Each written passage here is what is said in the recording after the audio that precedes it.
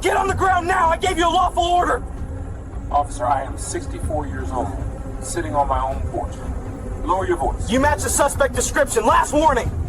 No, you're escalating this, and everything you're doing is on camera. The screaming shattered the peaceful silence of a Tuesday afternoon in the suburbs.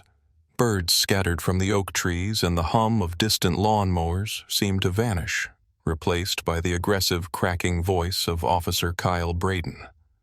Braden was 28 years old, his uniform crisp, his hand hovering over his holster in a grip of white-knuckled tension. He was standing on the sidewalk, his body bladed in a tactical stance, eyes wide with an adrenaline rush that had no business being there. 10 feet away, sitting on a wicker chair on his own front porch, sat Elias Thorne. Elias didn't get on the ground. He didn't raise his hands in surrender. He didn't panic. At 64 years old, Elias had seen things in the deserts of Iraq and the mountains of Afghanistan that would make Officer Braden's knees buckle. He simply took a slow sip of his iced tea, the glass sweating in the midday heat, and set it down on the small table beside him. He looked at the young officer with a mixture of exhaustion and profound disappointment. "Officer," Elias said, his voice a deep, gravelly baritone that carried without shouting, "I am sitting on my own property. I am drinking tea. You are screaming at a senior citizen. You need to lower your voice and tell me why you are trespassing." "Do not tell me what to do," Braden yelled, stepping onto the manicured grass. "You match the description of a suspect involved in a burglary 3 blocks over. I gave you a lawful order. Get on the ground now, or I will make you—" "I'm not getting on the ground, son. My knees don't work like they used to, and I have no intention of soiling my clothes because you're having a panic attack," Elias replied calmly. He remained seated, his posture upright, radiating a quiet authority that Braden was too inexperienced and too blinded by bias to recognize. Braden's face flushed a deep crimson. He wasn't used to this. In his 5 years on the force, people usually scrambled when he yelled. They cowered. They begged. But this man, this older black man in a polo shirt and khaki slacks, was looking at him like he was a misbehaving child. And Braden hated it. "I'm warning you for the last time," Braden hissed, unholstering his taser and pointing the red laser dot directly at Elias's chest.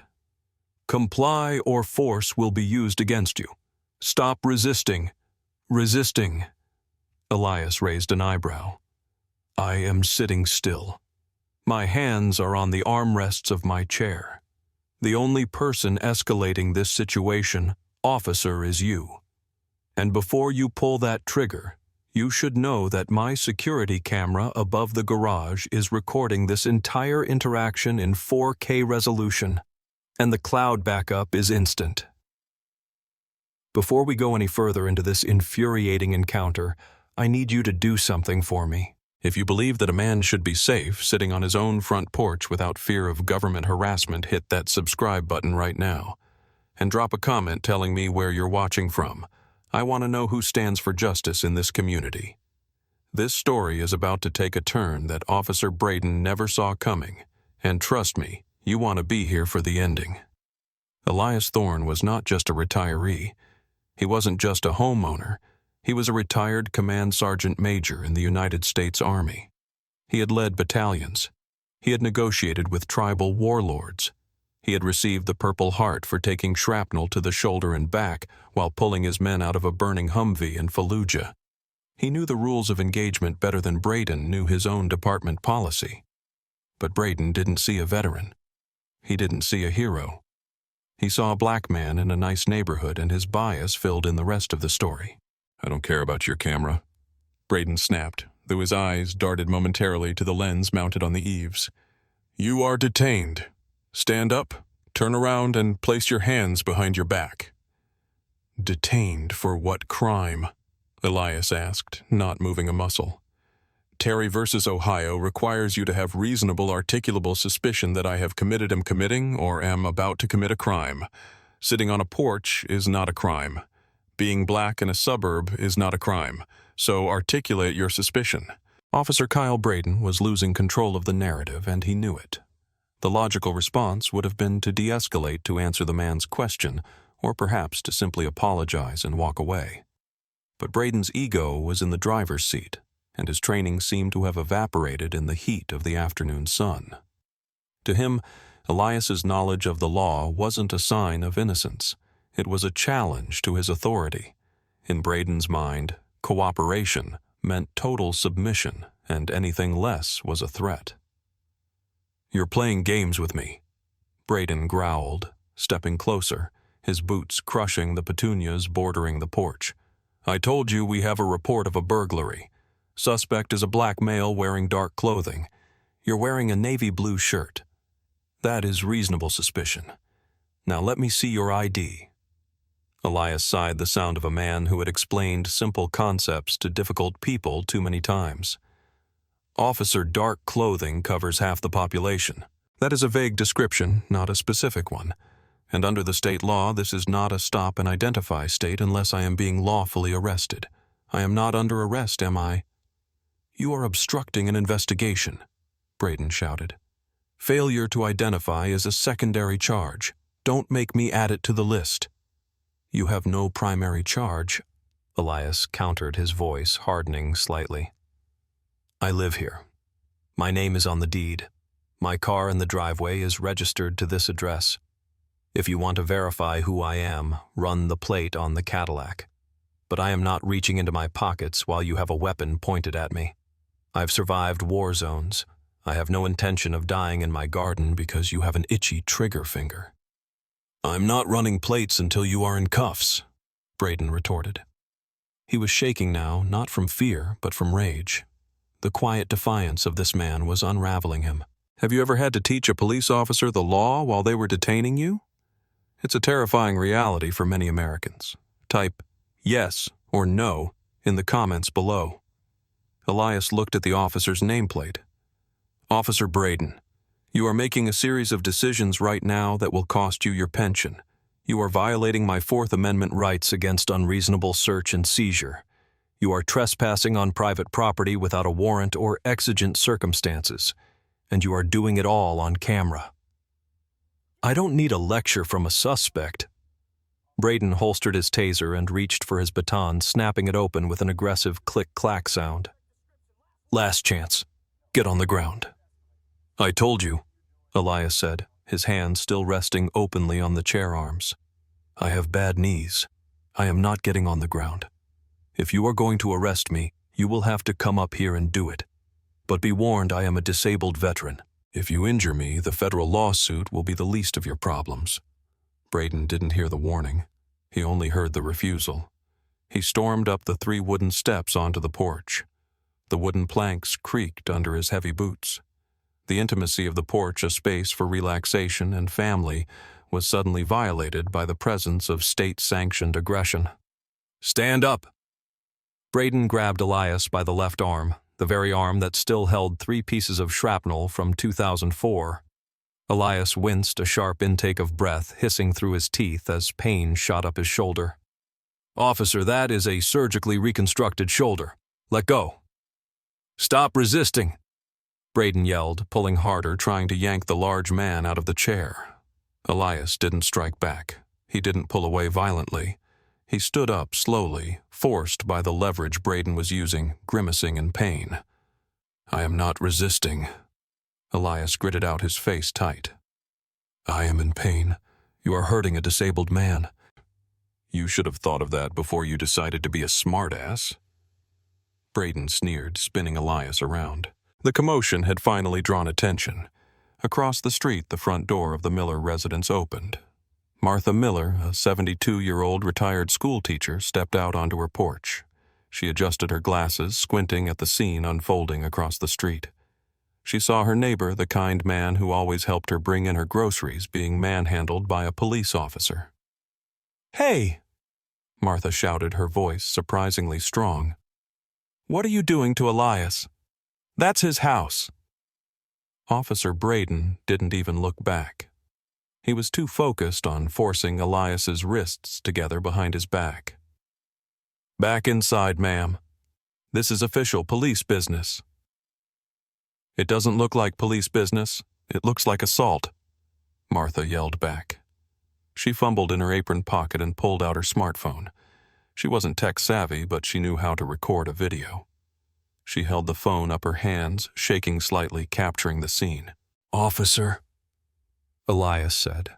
His voice strained as his arms were wrenched upward, putting immense pressure on his damaged rotator cuff. "I am telling you again, I have a service-connected disability in my shoulders.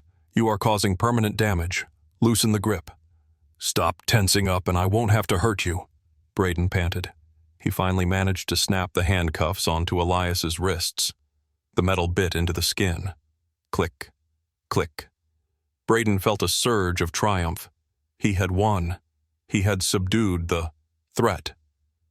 "You're under arrest for obstruction of justice, disorderly conduct, and resisting arrest."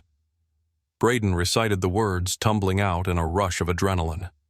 "You forgot gardening while black," Elias murmured, leaning against the railing of his own porch to take the weight off his knees. "Shut up," Braden said, grabbing Elias by the elbow to march him down the stairs. "Officer Braden," Elias said, his voice turning ice cold. "You have just arrested a retired command sergeant major of the United States Army. You have ignored multiple warnings about my medical condition. You have refused to verify my residency at the scene. Do you have any idea what you have just done? I don't care if you're the president." Braden scoffed, pushing Elias toward the patrol car parked at the curb. "You broke the law." Martha was at the edge of her driveway now, phone still recording. "Elias, are you okay? Do you want me to call someone?" Elias looked at her, managing a tight, pained smile. "Martha, call my lawyer. The number is on my fridge. You have the spare key. And keep recording until we leave." "I got it, Elias. I got it all," Martha shouted, glaring at Braden. "You should be ashamed of yourself. He's a veteran. He has a Purple Heart." Braden paused for a microsecond as he opened the back door of his cruiser. Purple Heart. The thought flickered in his mind, but he squashed it immediately. Veterans respected the police, he told himself. This guy was just an agitator. A fake. "Watch your head," Braden said dismissively, shoving Elias into the cramped back seat. Elias had to twist his body awkwardly to fit the handcuffs digging into his lower back, his shoulder throbbing with a burning white-hot intensity. He didn't scream. He didn't cry. He maintained the stoic discipline that had kept him alive in the trenches, but his mind was already drafting the affidavit. He looked through the plexiglass divider at the back of Braden's head. "Enjoy your career while it lasts," son Elias thought. "It ends today." The interior of the patrol car smelled of stale coffee and industrial disinfectant. It was a smell Elias associated with the breakdown of society, a smell of containment and misery. He shifted his weight, trying to find a position that didn't send agonizing spasms through his reconstructed shoulder, but the hard plastic seat offered no mercy. Officer Braden slid into the driver's seat, slamming the door with unnecessary force. He was breathing heavily, the adrenaline dump leaving him jittery. He adjusted his rearview mirror, catching a glimpse of Elias's face. He expected to see fear. He expected to see a man realizing he was in trouble. Instead, he saw a pair of calm, dark eyes studying him with the detached precision of a predator observing prey. "You comfortable back there?" Braden asked, a hint of sarcasm in his voice as he put the car in gear. "I am in severe pain," Elias replied flatly. "But I have endured worse for the sake of this country, something you clearly know nothing about." "Keep talking," Braden sneered, pulling away from the curb. "Whatever you say can and will be used against you." "Oh, I am counting on it," Elias said. "I am counting on every word being recorded by your dash cam and your body cam. Are they on Officer Braden? Did you remember to activate the audio?" Braden checked the indicator light on his chest. It was blinking green. "It's on, and it's going to show you refusing lawful orders." "It's going to show a kidnapping," Elias corrected him. "You detained a man on his own property based on a vague description, refused to investigate exculpatory evidence, my ID and car registration, and used excessive force on a disabled subject. Tell me, officer, when was your last constitutional law refresher course? Braden turned up the radio, drowning out Elias's voice with the static chatter of the dispatcher. He didn't want to hear it. He wanted to get to the station book this guy and high-five his buddies in the locker room for taking down a combative suspect. The ride to the precinct took 15 minutes. For Elias, it felt like hours. Every bump in the road jarred his shoulder. His hands were going numb from the tight cuffs. He closed his eyes and focused on his breathing, a technique he had learned decades ago to manage pain. He thought about the flag that flew on his front porch, the one he folded precisely every evening. He thought about the oath he had sworn to defend the Constitution against all enemies, foreign and domestic. He looked at the back of Braden's neck. Domestic, Elias thought. Ignorance is the most dangerous enemy we have.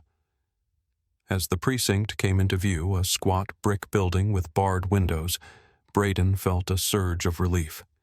He radioed in. Dispatch 1 Adam 12 arriving at station with 1 male in custody. Charges obstruction resisting. Copy 1 Adam 12. The dispatcher crackled back. Braden pulled into the sally port, the garage door rumbling shut behind them. The darkness of the garage felt final. Braden got out and opened the rear door, grabbing Elias's arm again. Let's go. Don't try anything stupid. Elias stepped out, his legs stiff. He stood up to his full height, towering over Braden by 2 inches. Despite the handcuffs, despite the pain, Elias straightened his spine. He walked toward the booking entrance, not like a criminal, but like a soldier marching to a debriefing. He knew something Braden didn't. The desk sergeant at this precinct was Tom O'Malley. They played poker together on Thursday nights at the VFW hall. The precinct booking area was a chaotic mix of ringing phones, clacking keyboards, and the low hum of fluorescent lights. Officer Braden marched Elias through the heavy steel doors, chest puffed out, guiding his prisoner toward the processing counter. Behind the high desk sat Sergeant Tom O'Malley. He was 58, with graying hair, a thick mustache, and eyes that had seen every lie ever told in the city. He was currently reviewing a stack of paperwork, looking bored. Got a live one for you, Sarge, Braden announced, pushing Elias forward. Refused to identify, resisted arrest, disorderly conduct. Real piece of work. O'Malley didn't look up immediately. Put him in the holding cell. I'll get the paperwork in a minute. He needs to be processed now, Braden insisted. He's claiming medical issues. O'Malley sighed, dropping his pen. All right. He looked up, his eyes scanning the prisoner. The color drained from O'Malley's face instantly. His jaw went slack. He stood up so fast his chair rolled back and hit the wall with a loud bang.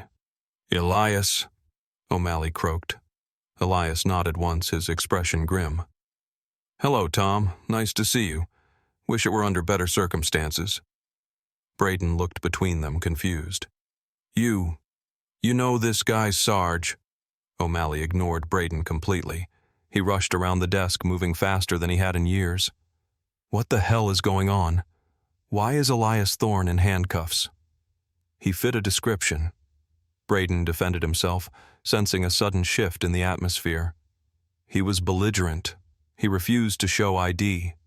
He was sitting on his front porch, Tom, Elias said calmly. And Officer Braden here decided that my gardening attire was probable cause for a felony stop. He also decided to wrench my shoulder out of its socket after I informed him of my disability. O'Malley reached Elias and immediately unlocked the handcuffs. I am so sorry, Elias. Jesus Christ. He helped Elias rub his wrists where deep red, angry welts had formed. Sarge, you can't just uncuff him, Braden protested, his voice rising. That's a violation of protocol. He's a suspect.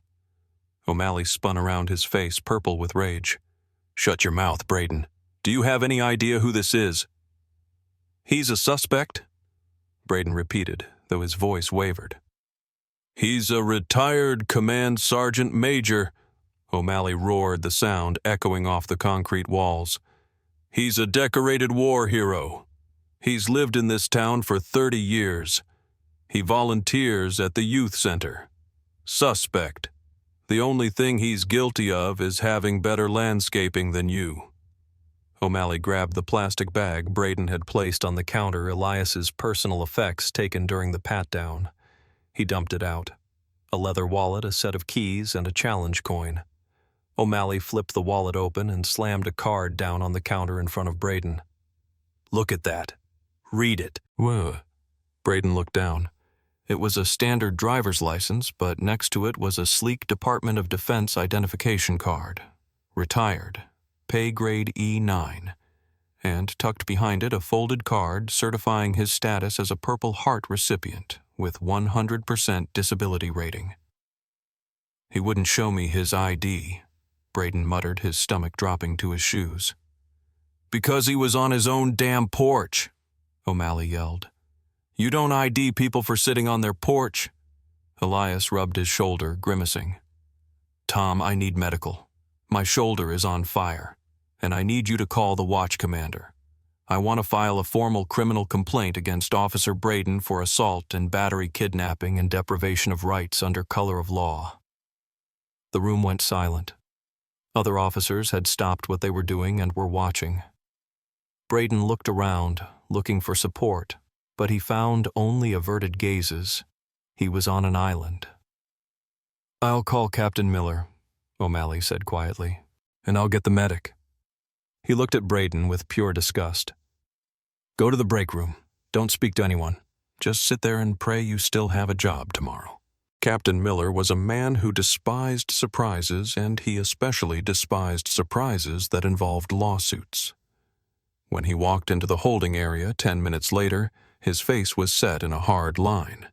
He was holding a tablet, and he had clearly already watched the body camera footage. He didn't look at Braden, who was sitting in the corner, pale and sweating. He walked straight to Elias, who was sitting in a chair while a medic applied an ice pack to his shoulder. "Sergeant Major Thorne," Captain Miller said, extending his hand. "I am Captain Miller. On behalf of this department, I offer my deepest and most sincere apologies." Elias took the hand with his good arm, his grip firm but brief. "Apologies are nice, Captain, but they don't fix my shoulder, and they don't fix the fact that your officer profiled me in my own front yard." "I understand," Miller said. "I have reviewed the footage. It is indefensible." Braden couldn't stay silent. He stood up. "Captain, with all due respect, he refused a lawful order. The Supreme Court says—" "Sit down." Miller whipped around, his voice cracking like a whip. "Do not quote the Supreme Court to me, Braden. I watched the video. You had no reasonable suspicion. The burglary suspect was described as 5'9", 160 pounds, wearing a hoodie. Mr. Thorne is 6 feet 2 inches, 220 pounds, and wearing a polo shirt. You didn't even ask his name before you pulled a weapon. You escalated a consensual encounter into a seizure within 30 seconds. I thought," Braden stammered. "You didn't think—" Miller cut him off. "You assumed. You saw a black man in a nice neighborhood and you decided he didn't belong. And then when he knew the law better than you got your feelings hurt and decided to punish him." Miller turned back to Elias. "Mr. Thorne, you are free to go, obviously. We can drive you home. Sergeant O'Malley will drive you personally." "I appreciate that," Elias said, standing up, wincing. "But I want to be clear, Captain. This isn't over. I am going to sue this department. I am going to sue Officer Braden personally, and I am going to make sure that footage is released to the public." "That is your right," Miller said, looking defeated. "We will preserve all evidence." "One more thing," Elias said, looking past Miller to Braden. "Officer Braden, look at me." Braden looked up, his eyes rimmed with red. "You wear that flag on your shoulder," Elias said, pointing to the patch on Braden's uniform. "I bled for that flag. I lost friends for that flag. You use it as a shield to hide your bigotry. You are a disgrace to the uniform. You don't deserve to carry a badge." Braden looked down, unable to hold the gaze of the man he had wronged. "Get him out of here," Miller ordered. "O'Malley, take Mr. Thorne home. Braden, give me your badge and gun. You're on administrative leave effective immediately pending investigation." The sound of the gun being unholstered and placed on the counter seemed incredibly loud in the quiet room. It was the sound of a career ending. Sergeant O'Malley drove Elias home in an unmarked detective's car. The ride was quiet, respectful. When they pulled up to Elias's house, Martha Miller was still standing on her porch, waiting. When she saw Elias get out, she rushed over. "Oh, thank God," she said, hugging him carefully. "I sent the video to your nephew, the one who works at the TV station." Elias smiled. "Thank you, Martha.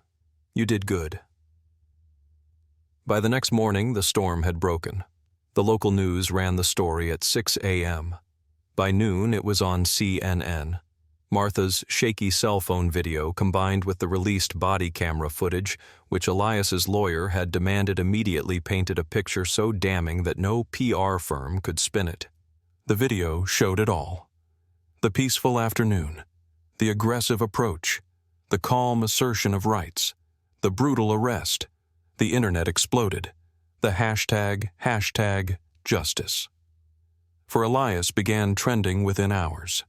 Veterans groups across the country issued statements of condemnation. The footage of a young, arrogant cop twisting the arms of a 64-year-old Purple Heart recipient was too much for the public to stomach. Elias's lawyer, a sharp civil rights attorney named David Cohen, filed the federal lawsuit on Friday. Thorne versus City of San Diego et al. The complaint was a masterpiece of legal writing. It alleged violations of the 4th and 14th Amendments, assault, battery, emotional distress, and malicious prosecution. But the investigation revealed even more.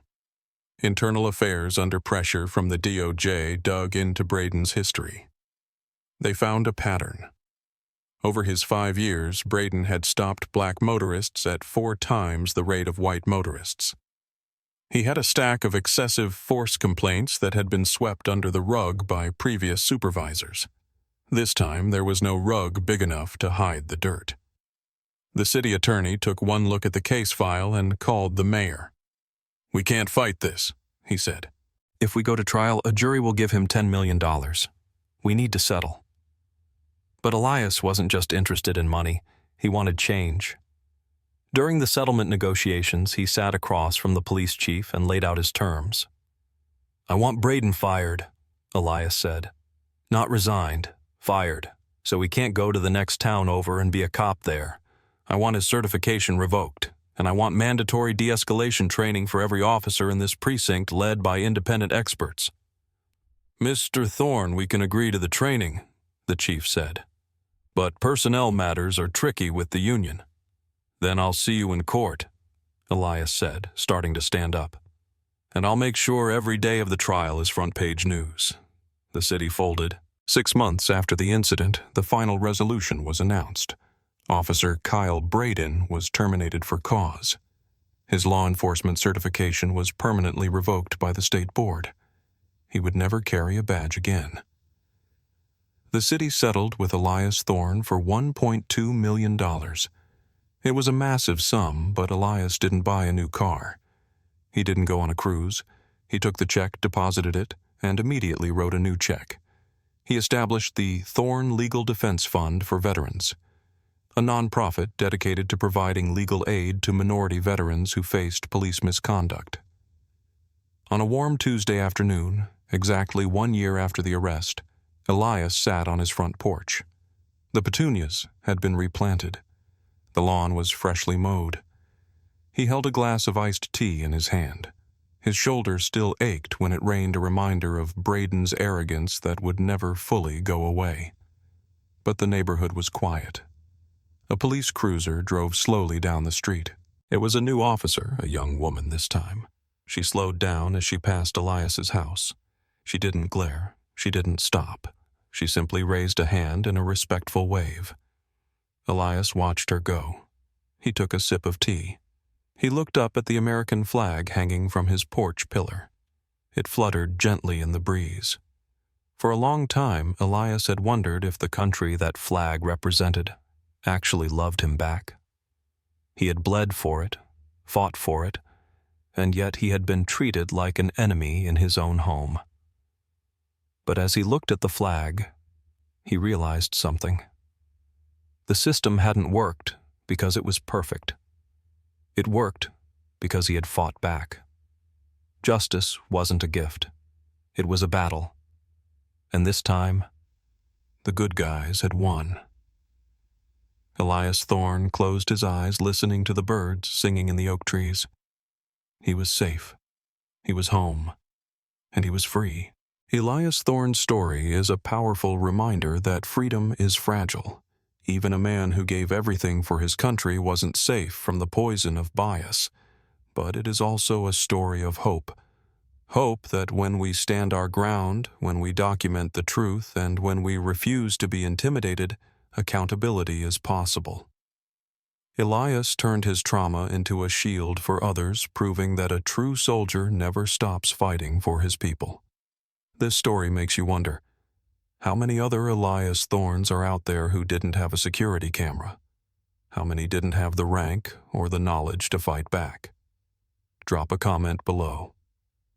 Do you think the $1.2 million settlement was enough for the humiliation Elias suffered? And what would you do if you were in his shoes? If this story moved you, please hit the like button and subscribe. We tell these stories because silence is the enemy of justice. See you in the next video.